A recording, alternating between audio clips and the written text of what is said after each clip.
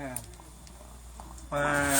어떤 그 내용이 우리가 좀 사전 지식이 필요하냐면요. 성경 전체를 꿰뚫을 수 있는 용어가 성경에는 몇 가지 나와요. 첫 번째는 언약의 관점이에요. 첫 번째는 언약 관점으로 성경 전체를 꿰뚫을 수가 있어요. 그래서 우리가 잘 아는 언약 있죠? 창조 언약, 그걸 아담 언약이라고도 해요. 그 다음에 우리가 아는 뭐 순서대로 나옵니다. 이름 순서대로, 인물 순서대로. 노아 언약, 모세 언약. 모세 언약이 이제 아주 중요한 키 포인트를 차지하죠. 예, 그 다음에 모세 다음에 다윗 언약. 그 다음에 이제 신약 시대의 새 언약. 이렇게 해서 실은 신약 시대의 새 언약은 새 언약의 완성이거든요. 그러니까 새 언약이 구약 속에 들어있어요. 실은 그 이제 자세한 이 구약 스토리, 특히 창세기 1, 2, 3장에 대한 특히 그 스토리가 제가 강의한 게 있어요. 강의한 게 어디에 올려져 있냐면 유튜브에 서종일 목사 이렇게 치면은 유튜브에 뜹니다. 전번에 강의했던. 그러면 하나님의 형상이라든가 창세기 내용이 아주 재미있게 서술이 되어 있습니다. 그걸 들으실 때 이제 유튜브에 올린 게 제가 이제 한번 들어봤었는데 목소리가 좀 약해요. 그래서 이렇게 이어폰을 끼시고 들으시면 정확하게 들으실 수 있습니다. 그래서 이제 그 언약의 관점에서 성경 전체, 창세기부터 계시록까지가 언약이잖아요. 또 성경도 구약, 신약 이렇게 애구자, 애언약, 새로울 신자 해가지고 새 언약 이렇게 해가지고 구약, 신약의 성경의 이름 명칭도 그렇게 되어 있고, 근데 그 언약 관점으로 쭉 되어 있고, 그러면 이걸 이렇게도 설명을 해요. 그 다음에 키워드를 뭐로 볼 수 있냐면 하나님 나라예요. 그러면 하나님 나라는 우리 교회에서 대그룹 강의 때 많이 설명을 했잖아요. 그렇기 때문에 하나님 나라, 그러니까 언약은 무슨 언약이냐? 하나님 나라에 대한 언약인 거예요. 그러니까 성경에 성경을 관통하는 한 가지 단어를 이렇게 가지고 따로따로 노는 게 아니라 이게 실은 하나로 통합된다는 거예요. 그래서 이 언약으로 성경 전체가 흐르고, 이 언약이 그러면 무슨 언약이냐? 언약을 쉽게 표현하면 약속이거든요. 약속. 그럼 무슨 약속이냐 했을 때 하나님 나라를 약속한 거예요. 하나님 나라를. 그래서 이 하나님에 대한 나라를 하나님께서 약속을 했는데, 그러면 하나님에 대한, 하나님 나라에 대한 약속을 어떻게 실현을 시키느냐? 이게 세 번째 키워드가, 그래서 예수 그리스도예요. 예수 그리스도가 하나님 나라로 오시잖아요. 그렇게 해서 이 세 가지 단어가 언약, 하나님 나라, 예수 그리스도가 실은 하나의 관점 속에 다 들어있다는 거예요. 그런데 우리가 오늘, 제 이 소그룹 강의가 제목이 뭐냐면 성전신학이에요. 성전신학. 그러면 성전신학하고는 어떻게 그러면 연관이 되는가?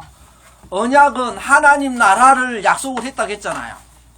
그러면 하나님 나라의 그 주인이 누구냐? 예수 그리스도예요. 그리고 그리스도를 보내준다는 약속이거든요. 그리스도가 오셔야지 하나님 나라가 돼요.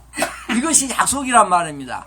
그러면 예수 그리스도가 오시는 그것이 신약에서 이루어지잖아요. 구약의 수천 년 동안의 이야기, 그 속에는 그 언약의 내용만 이제 있고, 뭐가 흐르냐면 역사가 흘러가요. 그래서 하나님 나라가 우리가 전번에 배웠던 나라의 3요소, 영토, 땅, 그 다음에 백성, 주권, 이 세 가지가 있는데, 이걸 실질적으로 역사 속에서 이루어가는 모습이 구약이에요. 그래서 하나님 나라가 이스라엘 나라로 하나를 대표를 하잖아요. 하나님 나라의 대표를, 이스라엘 나라를 두고 이 이스라엘 나라를 어떻게 하나님께서 만들어 가시는지가 이제 창세기부터 시작인 거예요. 실질적으로. 그러니까 역사라는 것은 우리의 실제 삶 속에서 이루어지는 거잖아요. 그 삶 속에서 어떻게 하나님 나라가 이루어지는가, 이게 이제 창세기부터 시작해요. 창세기의 시작은 뭐냐? 하나님 나라의 백성이 어떻게 이루어지는가, 이것이 창세기의 내용이에요. 그래, 하나님 나라의 백성을 하나님께서 모으시잖아요. 그 이야기가 창세기 시작이에요. 그리고 하나님 나라 백성을 하나하나 모으잖아요. 그 구체적인 그 인물이 누구예요? 그게 바로 아브라함부터 시작하는 거예요. 그래서 아브라함, 그 자손의 아들의 이삭, 야곱, 순서 맞죠? 아브라함, 이삭의 아들 야곱, 그 다음에 요셉, 이 네 족장을 통해서 드디어 하나님 나라의 백성이 어떻게 완성이 되는가, 그 하나님 나라가 그렇게 이 네 명의 족장을 통해서 하나님 나라의 백성이 어떻게 이렇게 증가가 되고, 이 아브라함에게 약속했던 뭐 하늘의 별같이 모래야 바다수같이 이렇게 바다의 모래처럼 많은 수가 모이는 그 이야기를 하고 있는 거예요. 그러면 하나님 나라의 백성이 모아졌잖아요. 그럼 모아졌으면 뭐 해야 되느냐? 그게 이제 하나님 나라의 땅을 찾아가는 이야기가 출애굽의 여정이에요. 이스라엘 그 땅을 향해서 가는 여정이. 그래서 그 땅을 찾아가는 여정을 보여주는 것이 그 다음부터 출애굽, 레위기, 민수기, 신명기, 드디어 여호수아에서 드디어 땅을 정복을 하잖아요. 그러니까 여호수아는 땅 정복하는 이야기예요. 땅 정복. 하나님 나라의 백성은 만들기는 창세기 했잖아요. 그러면 여호수아는 하나님 나라 땅을 정복하는 이야기예요. 그 중간에 모든 이야기는 레위기부터 신명기까지, 그건 무슨 이야기겠어요? 하는 나라의 개념 중에 하나 빠진 게 뭐예요? 하나님 나라 주권이잖아요. 왕, 다른 말로 그 왕의 이야기. 하나님 나라라는 것은 하나님이 통치하시는 것이 하나님 나라의 개념이라고 했잖아요. 그러면 이 하나님 나라를 하나님이 통치하셔야 되는데, 하나님이 통치를 어떻게 하시느냐, 이것이 문제죠. 뭘로 통치를 하겠어요? 왕은 뭘로 통치를 해요? 말로 통치를 하잖아요. 그 말만 가지고 통치를 하면 사람들이 기억을 해요, 못해요? 금방 잊어먹는단 말입니다. 그래서 이 하나님 말씀을 뭘로? 법으로 기록을 해주는 거예요. 그래서 법의 내용, 나는 이렇게 너희들을 통치하고 다스릴 거야 라고 이야기를 하는 게 법 이야기예요. 그래서 출애굽기, 하나님 나라의 백성들이 다 모여가지고 출애굽을 했을 때 가장 중요한, 하나님이 중요한 것으로 여긴 게 법을 주는 거예요. 법을. 그 법 주는 장소가 어디냐면 바로 시내산이란 말입니다. 그래서 출애굽하자마자 시내산으로 다이렉트로 끌고 가는 거예요. 뭐 하기 위해서? 하나님 나라 법을 주기 위해서. 그러니까 하나님 나라 통치는 이렇게 할 거야, 그걸 가르쳐 주기 위해서. 그게 이제 아주 요약하면 하나님 나라가 어떻게 형성이 되는지를 그걸 보여주는 거예요. 그러면 이 세 가지 개념이 나왔죠. 언약, 하나님 나라, 예수 그리스도. 이게 한 의미라고 그랬잖아요. 그러면 이렇게 보여줘요. 그러면 또 하나가 뭐냐면, 하나님 나라가 우리의 역사 속에서, 이스라엘 나라의 역사 속에서 실질적으로 그렇게 나라가 형성되는 것을 통해서 하나님 나라를 가르쳐 줬잖아요. 그런데 이스라엘 나라 사람들이 그렇게 자기들이 민족이 어떻게 형성이 되는가를 통해서 이들이 알아먹으면 좋겠는데, 다른 나라들도 전부 다 그런 식으로 형성이 된단 말입니다. 그런데 다른 나라는 사람이 왕이 되잖아요. 근데 하나님 나라는 하나님이 왕이 되는 거란 말입니다. 왕이 달라요, 왕만.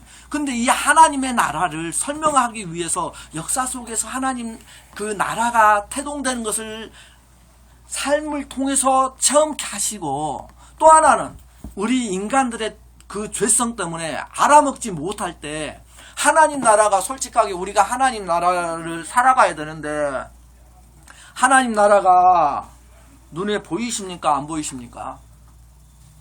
안 보이잖아요. 이게 이제 문제인 거예요. 하나님 나라는 안 보여요. 우리 눈에. 그러면 안 보이는 하나님의 나라, 이 나라를 어떻게 하나님께서 설명을 해 주실 것인가? 그 고민을 하나님께서 분명히 하셨던 거예요. 그래서 첫 번째 방법이 역사 속에서 하나님 나라의 태동을 보여주는 거고, 두 번째 방법이 뭐였냐면 보이지 않는 하나님 나라를 뭘로 가르치냐면 성전으로 가르치는 거예요. 성전. 그래서 성전을 짓게 하는 거예요. 그러니까 처음에는 성전이 아니라 성막으로 지었죠. 왜? 이동해야 되니까. 이스라엘 나라 땅을 찾아가기까지, 땅을 정복하는 여호수아서에 가기까지 이 성막은 이동 성전입니다. 그래서 막이 알잖아요. 텐트예요. 텐트. 이 텐트를 치고 걷고 하면서 이 텐트가 갖고 있는, 성막이 갖고 있는 하나님의 나라를 보여주는 거예요. 그러니까 보이지 않는 하나님의 나라를 보이는 하나님의 나라로 설명해 주는 게 성막이에요. 그 원리가 하나 더 있어요. 보이지 않는 하나님의 나라를 보이는 하나님의 나라로 설명해 주는 것이 성막이죠. 또 성막 속에는 또 하나 아주 중요한 게 있습니다. 성막 속에는 뭐가 들어있냐면 법이 들어있어요. 모든 율법이 다 들어있어요. 그래서 성막이 중요한 거예요. 성막만 알면 성경 전체를 꿰뚫을 수 있다는 말이 그래서 나오는 거예요. 또 보이지 않는 하나님 나라를 보이는 하나님의 나라로 성막으로 보여줬다 했잖아요. 성막은 성전으로 발전이 그렇게 되죠. 발전이라기보다는 변화가 되죠. 성전으로. 그러니 고정된 집으로 만들어집니다. 그런데 성막과 성전이 보여주는 게 있어요. 보이지 않는 하나님의 나라를 보이는 눈으로 설명해주고 율법을 설명을 해주는데, 이것이 뭐예요? 히브리서 8장 이런 데 보면 그림자란 말입니다. 그림자. 실체가 아니에요. 이해가 되시죠? 실체가 아니기 때문에 결국은 이것은 없어져야 할 것으로 표현을 하고 있는 거예요. 그래서 성전을 부서지는 거예요. 그래서 성전을 하나님께서 부시는 거예요. 왜? 그림자니까. 모델하우스 지어져요. 그래서 사람들이 와서 모델하우스를 보죠. 그럼 모델하우스를 계속 놔두는 거예요? 아니죠. 다 입주하게 되고 끝나면 모델하우스는 철거하죠. 똑같은 원리예요. 이게 이제 그 의미란 말입니다. 그래서 지난주에 아주 중요한 원리가 뭐였냐면 하나님의 형상의 이야기였어요. 그래서 하나님의 형상으로 세 가지 신학자들이 이야기하는 세 가지 원리가 있어요. 하나님의 형상에 대한 신학의 원리가. 그래서 첫 번째가 뭐였느냐? 하나는 부왕, 대리 통치자라는 뜻이 있어요. 이건 안 적어도 나와요. 1강의 마지막 장 보세요. 1강의 마지막 장.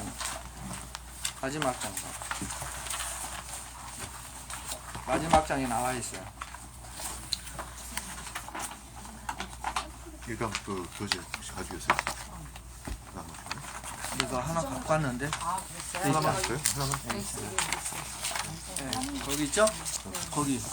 1강의 마지막 장 보면 하나님 형상의 의미해가지고 신학자들이 주장하는 세 가지가 있어요. 하나는 부왕, 대리 통치자요.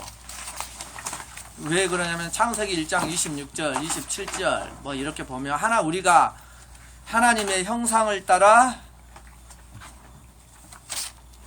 그거 찾아봐요. 성경.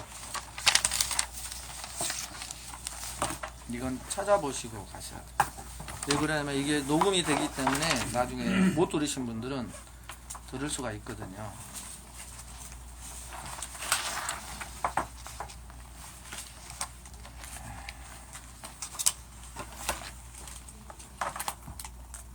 우리가 창세기 1장 26절 한번 봐봅시다. 찾으셨어요? 찾으셨으면 찾으셨다고 대답을 해주시나요? 네. 자, 그걸 한번 같이 읽어봐요. 시작. 하나님이 이르시되 우리의 형상을 따라 우리의 모양대로 우리가 사람을 만들고 그들로 바다의 물고기와 하늘의 새와 가축과 온 땅에 기는 모든 것을 다스리게 하자 하시고, 이렇게 해서 27절에 하나님 형상대로 창조했다는 거에 나와요. 근데 여기에서 읽어볼 때 우리의 형상을 따라 우리의 모양대로, 그러니까 형상은 두 가지 성경에 보면 하나는 부왕, 두 번째 성경에는 인격이 나와요. 지정의. 지는 지식, 정은 감정, 의지예요. 이걸 설명하는 것이 나와요. 그러나 또 한 가지가 있는데 성경의 예를 찾아보면 거기에 이제 쭉 나와 있어요. 출애굽기 이렇게 모양, 첫 번째 모양의 의미가 출애굽기, 사무엘상, 역대하 이렇게 나오고, 두 번째는 이제 본체, 실체는 본체라는 말이에요. 이 본체라는 것이 예수 그리스도가 하나님의 형상의 본체시라 이렇게 나와요. 그러니까 형상의 의미는 성경에서 예로 쓰인 게 두 가지로 쓰였어요. 하나는 모양이라는 것, 하나는 본체라는 말, 이 두 가지로 쓰였어요. 그러면 하나님이 우리 인간을 하나님의 형상으로 창조했다라고 했을 때 모양으로 우리를 만들었겠습니까? 아니면 본체로 만들었겠습니까? 보통 많은 사람들이 이걸 물어보면 본체로 만들었다고 손을 많이 들어요. 실질적으로 제가 쭉 뭐 어떤 교회 가서 설교를 해보고 성경 공부를 해보면, 근데 본체로 만들었으면 예수님을 하나님의 형상의 본체시라 해서 예수님이 이 땅에 오셔가지고 본체로 오셨잖아요. 본체로 오셔가지고 죄를 지었어요, 안 지었어요? 안 지었단 말입니다. 그러면 우리를 하나님의 본체로 만들었다면 죄를 안 지어야 돼요. 그렇기 때문에 거기에 큰 그 본체로 만들었다는 말은 그렇게 이해를 해버리면 거기에서 난관에 부딪혀요. 그러면 그럼 나무것은 모양으로 만들었다는 거예요.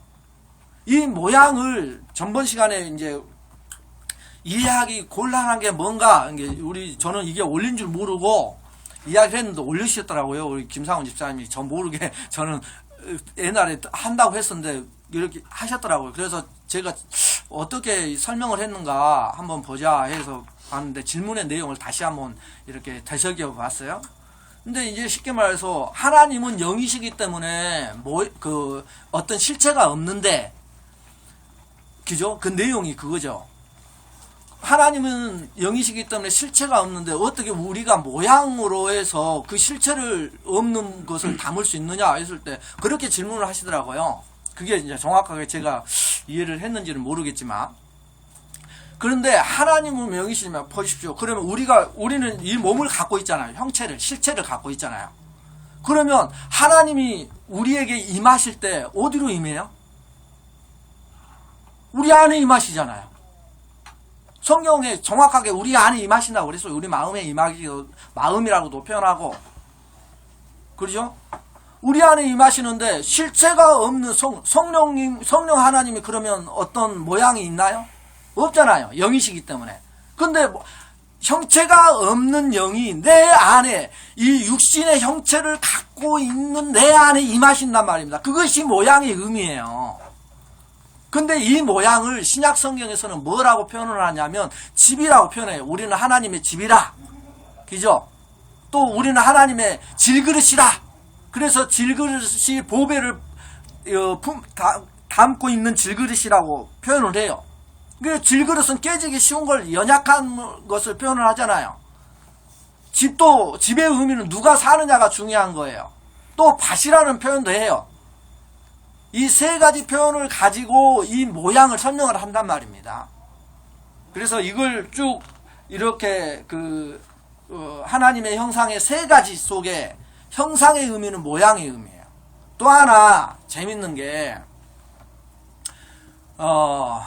우리가 하나님의 형상으로, 모양으로, 그러니까 지정의 인격으로만 우리가 이해를 해버리면 무슨 문제가 있냐면, 그러면 우리가 하나님의 형상이 완전히 다 파괴된 거네. 죄를 지은 다음에는.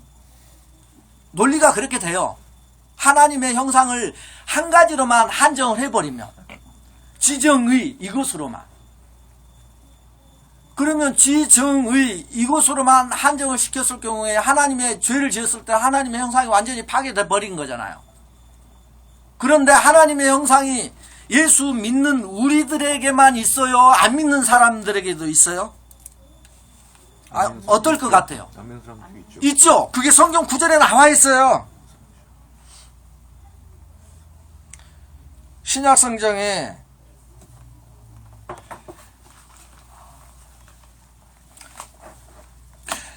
구절을 있었는데 그 구절을 찾아보면 나옵니다. 제가 찾아놓고도 지금 제가 못 찾고 있는데, 그래서 우리가 한 입으로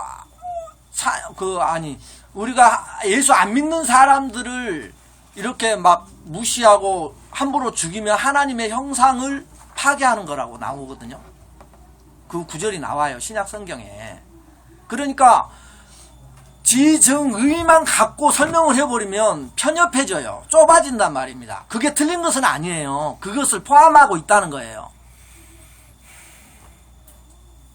그래서 하나님의 형상으로 창조된 우리는 하나님의 형상을 회복을 해야 돼요. 그게 성경의 이야기거든요. 그 하나님의 형상의 회복, 그것이 보십시오. 예수 그리스도께서 하나님의 형상이라고 그랬잖아요. 그러면 예수님께서 이 땅에 오셨을 때 요한복음 7장 8장에 보면은 나와 하나님은 하나이다 그랬어요. 우리가 하나인 것 같이 저들도 어떻게 해달라고요? 하나가 되게 해달라고 그랬어요.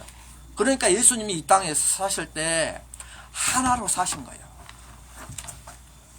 그 안에 성령 충만한 성령과 예수 아버지와 하나 되어서 살았다는 거예요. 그게 뭐예요?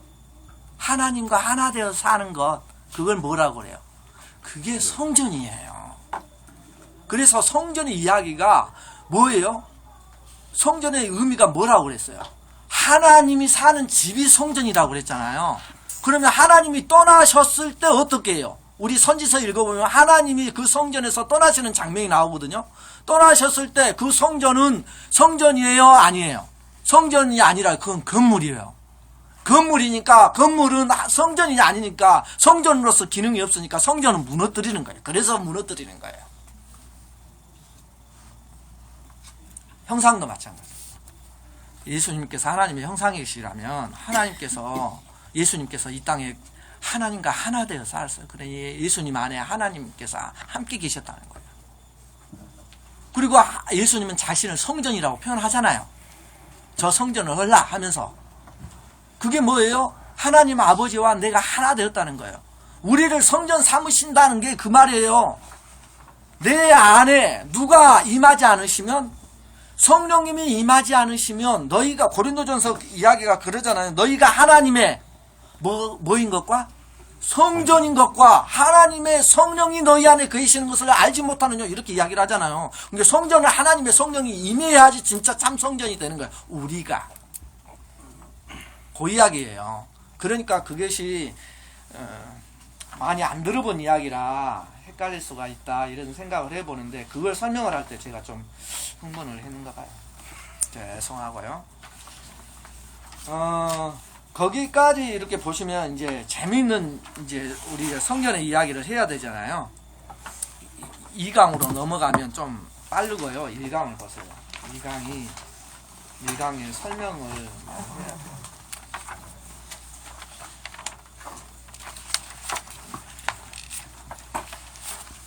자, 1강 어디서부터 보냐면요. 성전 신학은 1강부터 쭉 읽어보세요. 집에서 읽어보시고 보세요.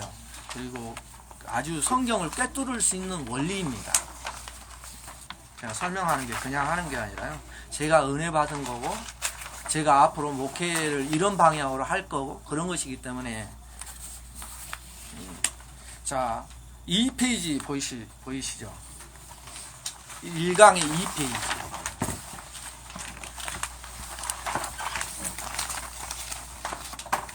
자, 2페이지의 제일 밑에서 세 번째 줄. 성경 전체로 확장된 성전. 이게 성경 전체로가 아니라 우주 전체인데, 우주 전체로. 성경이 아니라 우주예요, 우주. 잘못 해놨네요. 우주 전체로 확장된 성전. 이게 무슨 이야기냐면요. 창세기 1장의 이야기가 우리는 뭘로만 기억을 하냐면 창조의 이야기로만 기억을 하잖아요. 창세기 1장을.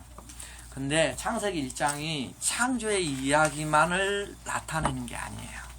창조가 무엇을 창조했느냐 이걸 나타내는데 이게 성전 창조의 이야기예요. 아니 어떻게 해서 성전 창조의 이야기가 됩니까? 라고 궁금해 하실 수 있잖아요. 그걸 우리 성전 신학에서 풀어내는 거예요. 3페이지 한번 봐보세요. 그게 궁금하지요? 3페이지 위에 이렇게 화살표 비슷하게 창세기 1장에 나타난 성전 이게 나오죠. 창세기 1장을 어떻게 읽을 것인가 했을 때 창세기 1장을 읽을 때 창조로만 보면 안 돼요.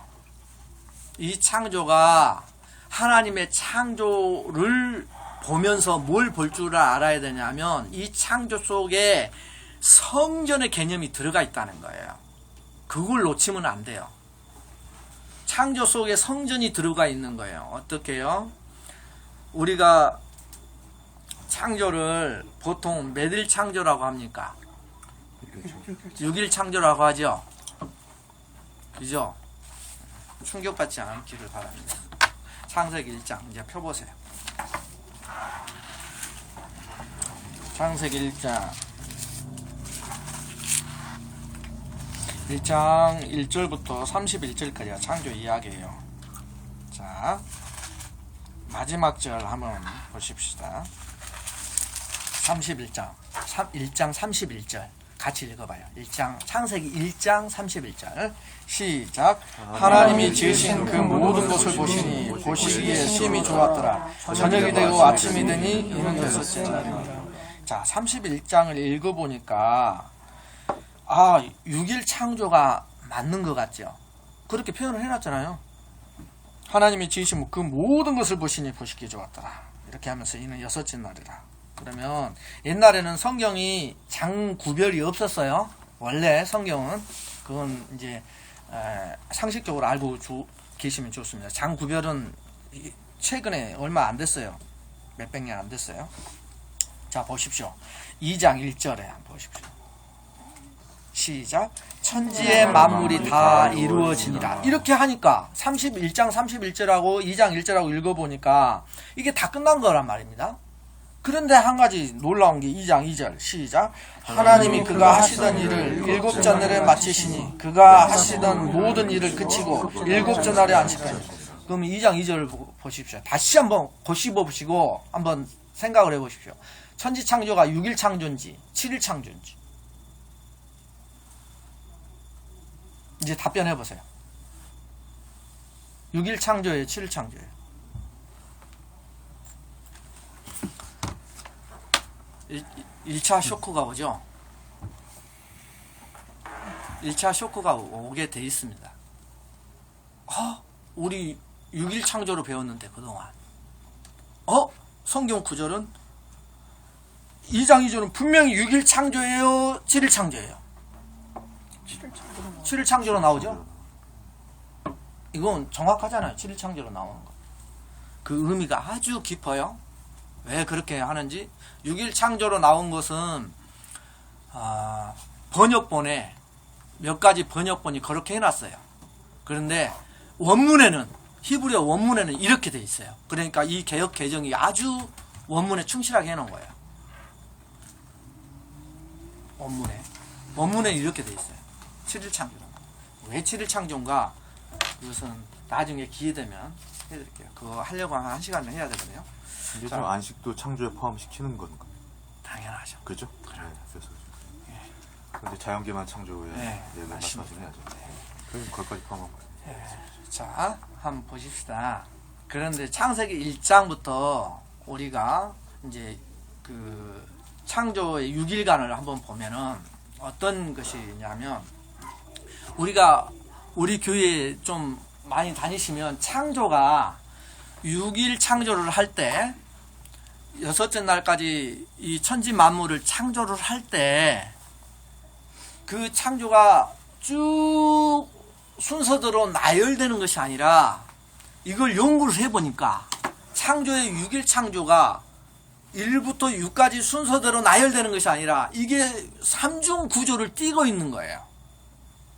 3중 구조로 되어 있어요. 어떻게 3중 구조냐? 그러니까 이 자세한 내용은 유튜브에 제 이름 치면 나와요. 그거 들어보면 더 자세하게 나올 수 있어요. 간단하게 설명하면 첫째 날 빛 이게 돼 있죠. 둘째 날 하늘, 셋째 날 땅 이렇게 창조를 해요. 그리고 넷째 날 광명체 해, 달, 별을 창조를 해요. 그러면 빛하고 광명체하고 연관성이 있잖아요.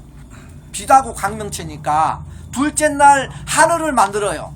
그런데 다섯째 날 하늘에 나는 새, 그 다음에 하늘과 바다가 나오거든요. 땅을 이렇게 분리를 해서. 그래서 물고기가 만들어져요. 둘째 날하고 다섯째 날하고 연관이 있어요. 그래서 셋째 날 땅을 만들어요. 땅을 만드는데 땅 위에 사는 식물과 동물을 만들어요. 그러니까 첫째 날하고 넷째 날하고 관계가 있고, 둘째 날, 다섯째 날 관계가 있고, 셋째 날, 여섯째 날이 관계가 있어요.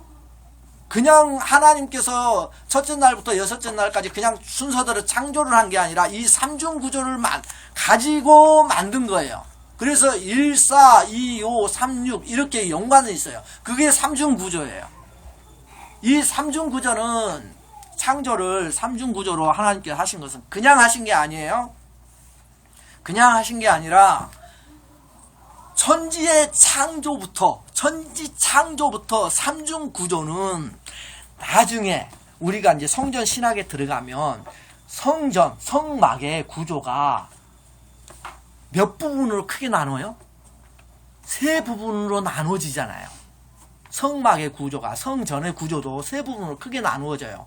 3중 구조로 되어 있어요. 성막 자체가, 성전 자체가. 그렇기 때문에 이 창조는 창조의 이야기만 있는 게 아니라 창조 속에 뭐가 숨어져 있냐면 성전의 구조의 개념이 완전히 들어있는 거예요.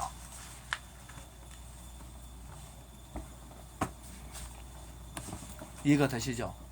그러면 창조 속에 성전의 구조, 3중 구조가 들어있다면 마지막 7일 성전에 추구하는 성전이 가장 완성되는 모습은 뭘 향해 가는 거예요? 그래서 마지막 7일 안식을 향해 가는 거예요. 성전의 3중 구조가 마지막 뭘 추구를 하느냐? 안식을 추구하는 거예요. 안식이 뭐예요? 편안한 안자잖아요. 안식이란 말 자체가. 평화를 누리는 것, 화평을 누리는 것, 이것이 언제 이루어져요? 그리스도가 나와 하나가 되었을 때, 성령이 나와 하나가 되었을 때, 하나님과 내가 하나가 되었을 때, 임마누엘 되었을 때의 이야기란 말입니다. 그래서 7일이 성전의 구조 속에서 안식을 향해 달려가는 거예요. 그 이야기예요. 이게 그래서 이 성전의 3중 구조는, 아니 창조의 3중 구조는 성전의 3부분 구조를 이야기하는 거예요. 근데 이 창조, 그러니까 창조의 이야기서부터 뭐가 있어요? 이 성전의 이야기가 나오는 거예요. 그 성전의 이야기를 어디서 반복해요? 2장 아까 우리가 16절인가요? 우리가 하나님의 형상을 따라 1장 26절인가요? 뭐인가요? 아까 우리가 찾았던 거. 1장 26절. 우리가 하나님의 형상을 따라 우리의 모양대로 우리가 사람을 만들고, 그러니까 사람 이야기가 왜 나오겠어요? 원래 최종 목적은 우리예요. 하나님의 최종 목적은 우리예요. 우리를 성전 삼는 거예요. 성전의 구조가 어떻게 돼요? 성전의 발달이 처음에는 성막, 그 다음에 성전, 그 다음에 예수 그리스도가 성전으로 오시고, 그 다음에 우리를 성전 삼으시고, 이게 이제 최종 목표란 말입니다. 우리를 성전으로 삼으시는 것이 성경의 하나님의 최종 목표예요. 그 목표를 향해서 달려가는 거예요. 그걸 설명해 주기 위해서 성막을 들어서 설명을 하는 거예요. 성막을 통해서 너를 하나님께서 어떻게 만들어 가시는지를 보여준다니까요. 성막의 구조가. 그러니까 얼마나 신나요, 이 성막의 이야기가. 얼마나 재미있는 스토리예요. 그러니까 우리가 성막을 볼 때 레위기 같은 거 보면 막 제사법이 나오잖아요. 얼마나 재미없어요. 그런데 그 이야기가 뭐냐면 나를 그렇게 만들어 가시기 위한 방법이에요. 왜요? 성막에 들어가려면 지성소에 하나님이 임하시잖아요. 우리의 지성소가 우리 몸 안에 있잖아요. 하나님이 임하시는 장소가 나에게 임하시니까 그 안에 들어가는 거라니까요. 그 하나님이 우리가 하나님을 만나기 위해서 어떤 과정이 필요한지를 보여주는 거예요. 그래서 성막이 뭐가 필요해요? 반드시 죄 씻음이 필요하다는 것을 가장 강력하게 보여주는 것이 제사제도아니에요. 그 피 흘림이 없이는 하나님을 만날 수가 없어요. 지성소까지 못 들어가요. 만약에 그냥 들어갔으면 죽잖아요. 그 사례가 나오죠. 두 살레가 올라인가요? 누구예요? 거기가 그 다른 분. 아니 다른 분 말고 그 성막 아니 그 법궤를 만진 사람 거기 만지니까 바로 즉사를 했잖아요. 그런 원리예요. 다. 그 이야기를 지금 하고 있는 것입니다. 그래서 창세기는 너무나도 재밌어요. 우싸죠, 우싸. 아, 우싸. 고맙습니다. 그리고 창세기 1장의 시작이 태초에 하나님이 천지를 창조하시니라. 이거 시작하죠. 딱 성경을 시작할 때 태초에 하나님이 천지를 창조하시니라. 이렇게 내놔서 우리는 쉽게 눈치를 못 채요. 뭘 눈치를 못 채냐면 천지가 한자로 표현을 해버렸기 때문에 그냥 하늘과 땅을 창조했는가 보아 이렇게 생각을 하잖아요. 그런데 이 천지를 히브리어 원문에는 어떻게 나왔냐면 천자가 하늘이죠. 이게 하늘들과 샤마임 하늘들과 하늘을 복수로 표현해놨어요. 복수는 둘 이상이죠. 쌍수로 표현했다는 거예요. 하늘을. 그러니까 태초에 하나님이 천지를 창조하시니라 이걸 조금 풀이하면 태초에 하나님이 두 하늘들과 땅을 창조하시니라 이렇게 되어 있어요. 왜 무슨 이야기를 하는지 좀 이해가 되죠? 단지 천지만을 이야기를 하는 게 아니라요. 하늘과 땅만을 이야기하는 게 아니에요. 천지를 창조했다는 것은 그 속에 창조 속에 성전의 이야기가 들어있는 것처럼 하나님께서 태초에 천지를 창조하시니라 이것은 하늘들과 땅을 창조했다. 이것은 뭐예요? 하늘들 둘 쌍수에다가 땅은 단수로 나오거든요. 그럼 뭐예요? 이것도 삼구조죠. 삼구조. 창조의 첫 단어가 삼구조로 되어 있다니까요. 이걸 계속 반복을 하는 거예요. 삼구조는 성경에서 뭐예요? 성전이 삼구조예요. 또 뭐가 삼구조예요? 가장 대표적인 거 성전에서 삼하면 가장 대표적인 거 뭐가 나와요? 삼위일체.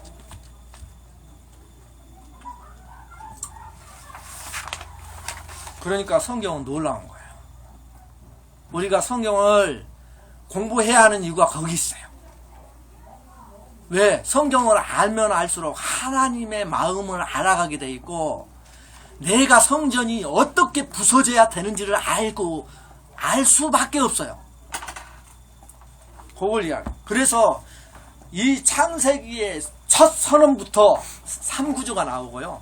이 3구조 다음에 바로 무슨 이야기 나와요? 천지창조의 3중 구조가 나와요. 3중 구조가 나온 다음에 무슨 이야기가 나요? 하나님이 우리 인간을 하나님의 형상대로 만들었다. 하나님이 뭐예요? 3중 구조가 아니라 삼위일체이잖아요. 그 하나님의 형상을 따라 만드는 거예요. 그게 뭐예요? 사람도 뭐예요? 영혼육. 기가 막힌 거예요, 이게. 그렇게 이게 전개가 돼요, 창세기 구조가. 그러니까 창세기가 이렇게 출발을 해서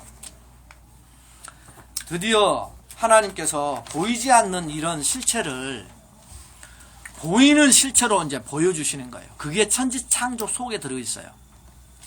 그래서 천지 만물을 보면서도 뭘 깨달을 수 있으면 성전을 깨달을 수 있으면 그건 지혜로운 자예요. 자, 그래서 우리가 성전의 이야기 창세기에 나타난 성전의 이야기가 왜 이렇게 됐는지를 알 수 있어요. 그래서 우리가 보면은 아까 우리가 창세기 그러니까 이제 성경 전체 구조를 이렇게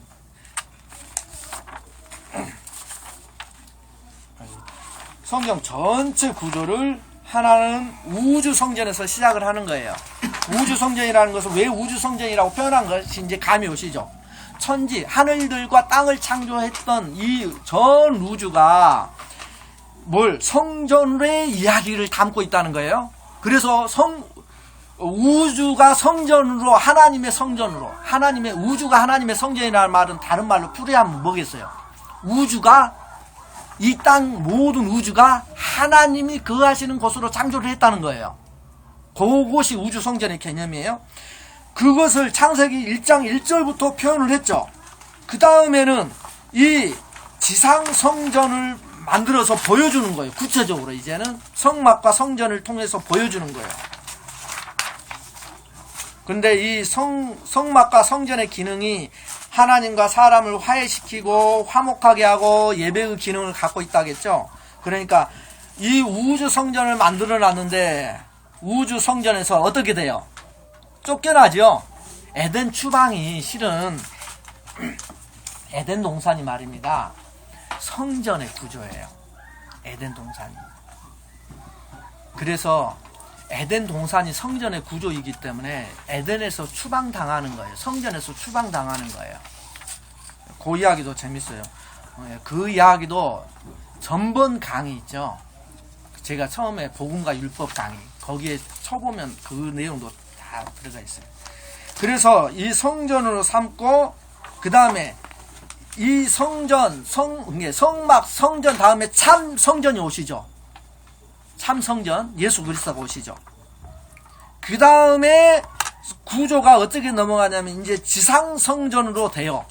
다시 우주 전체가 하나님의 창조물이죠. 이 우주 창조물이 우주 성전의 개념을 갖고 있고 여기에서 이제 지상 성전을 보여주잖아요. 성막과 성전을 통해서 그 다음에 진짜 성전이 오시죠. 예수 그리스도가 그 다음에 다시 지상 성전을 보여주는데 이제 신약으로 넘어가요. 이게 신약의 지상 성전은 신약에서는 뭐로 바꾸냐면 고린도전서에서는 고린도후서인가요? 고린도후서 6장 16절 너희가 하나님의 성전인 것과 이것은 그 성전의 이야기를 고린도후서에서 이야기를 했지만 신약으로 넘어가면 성전의 이야기보다는 무슨 이야기를 많이 하냐면 교회라는 이야기를 새롭게 용어가 등장해요. 교회.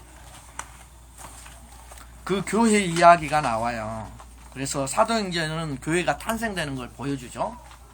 예수 그리스도가 참 교회의 머리로 오셔서 이제 교회가 이게 왜 성전이 교회로 바뀌었습니까? 그것도 이 성전하고 교회가 연관이 돼요. 그것도 참고를 그 강의 좀 참고해 주시고요. 그리고 다시 우주 성전으로 확대가 돼요. 아까 그랬잖아요. 성전에서 쫓겨났다고 했잖아요. 에덴 성전에서. 우리는 에덴 동산으로만 기억을 많이 하고 있는데 에덴 동산을 다른 말로 에덴 성전이라고 해요. 성경에 그런 내용이 있습니까? 있어요. 나중에 하나하나 하면서 찾아드릴 거예요. 에덴 성전에서 쫓겨나서 다시 성전을 회복해야 되잖아요. 그렇게 해서 예수님 때문에 성전이 회복이 돼서 이제 점점점 하나님이 원래 원하셨던 에덴 회복은 뭘 말하겠어요? 우주 성전이에요. 그냥 좁은 에덴이 아니라 전체가 하나님이 임재하시고 하나님이 통치하시는 창조, 이걸 이야기를 하는 거예요. 그래서 교회라는 것으로 설명을 해요. 교회라는 것은 에클레시아예요. 이렇게 이끌림을 받는 것, 끌고 나오는 것, 그것이 있어요. 그래서 이 끌고 나오는 이야기가 어디 시작에서만 나오는 게 아니라 구약 누구부터 끌고 나와요?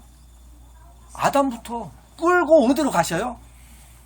에덴으로 가시거든요. 에덴으로 끌어다가 에덴에다 두시니라. 이게 창세기 이야기예요.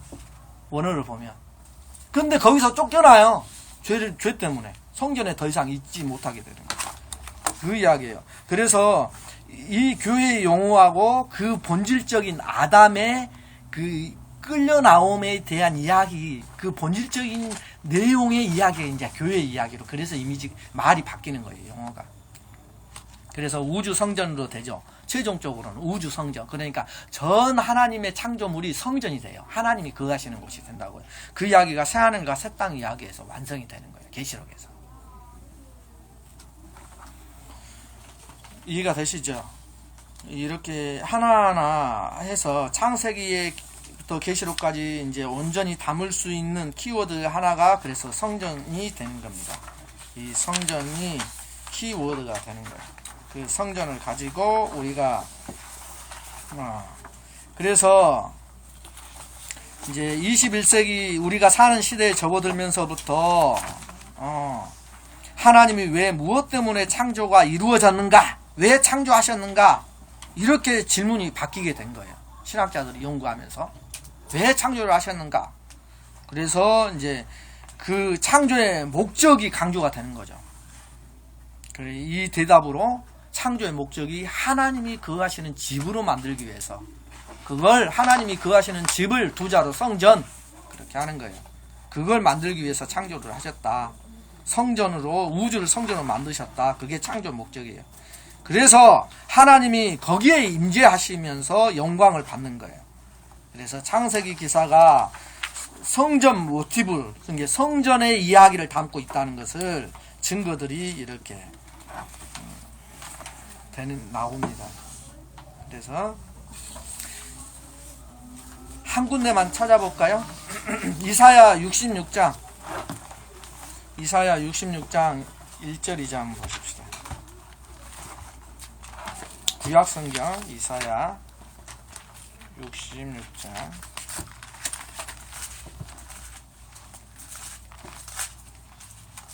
9절 1, 2절